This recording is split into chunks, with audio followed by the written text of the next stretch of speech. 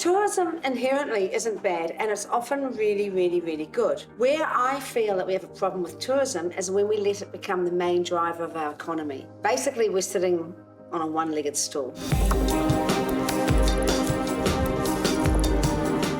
Ship in, ship out economy. That's, bring everybody in, bring in all our food, we bring in all our supplies, we bring in all our tourists, we take as what money we can from it all, and then we send them all out again, and what are we left with? We're left with a few wages, low, and we're left with a whole lot of waste. And what happens in hotspots like Queenstown is that you have a low-wage, high-cost economy.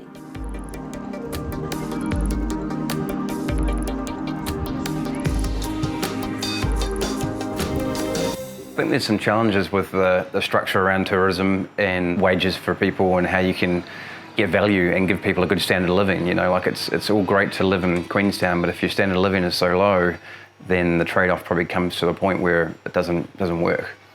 This is an expensive place to live, and if we want locals working here, we need to be able to, they need to have enough income or enough disposable income to afford to do that.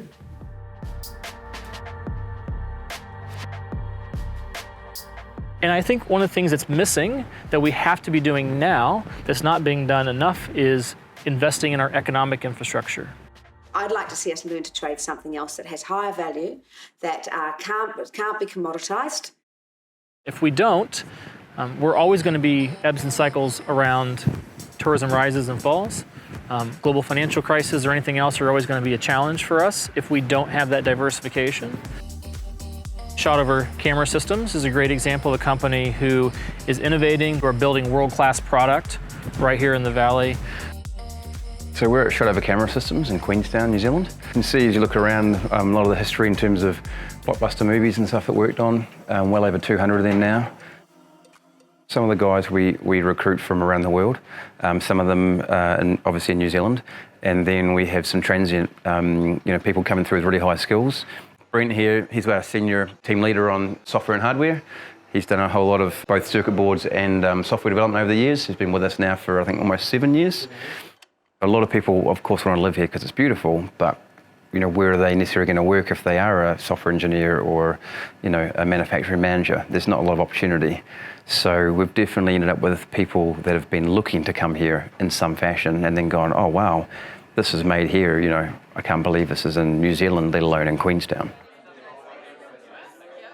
One of the things that we know about Queenstown is that we have PhDs driving taxis or working as night auditors. So you start putting the net out to try and gather those people together and see what can come from that. And that's what Startup Queenstown's trying to do. It's trying to look at ways to harness the value of the people that are coming through the town to see if there's something they can contribute. Everybody wants to work in Queenstown, but they'd like to work in a really meaningful job where you're in a pioneering field, cutting-edge technology, and that's the exciting part of working at Regen Cellular. The science behind stem cell therapy is actually fascinating because it is so simple. It's your body healing itself. I really believe that Queenstown is a great place to have a business in. We have a beautiful environment.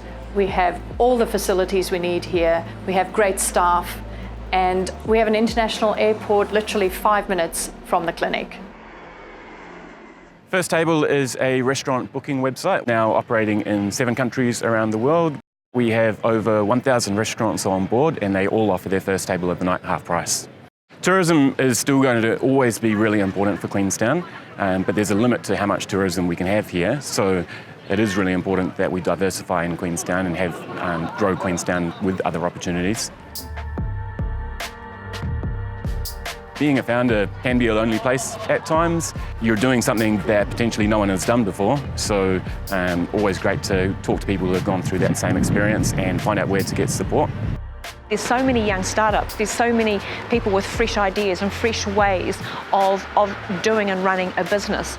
There's also an amazing collaborative scene in Queenstown where people are willing to help each other share ideas and also to share technology so we can all grow in the right way together. The reason we need to deal with diversifying the economy, about addressing productivity, is not just about what's in it for us right now, but it's what's in it for our kids. I mean, I came from Dunedin and we worked on the startup community there for years, and now it's absolutely humming. But it takes longer than you want it to, usually.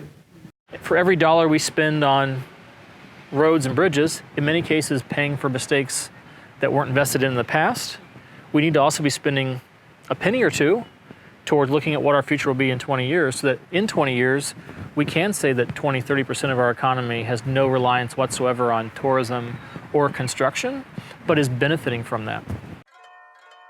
Smarter, not harder. Harder is a race for the bottom. It's absolutely a race for the bottom, and that, I believe, is what we're in right now. We have to change that trajectory.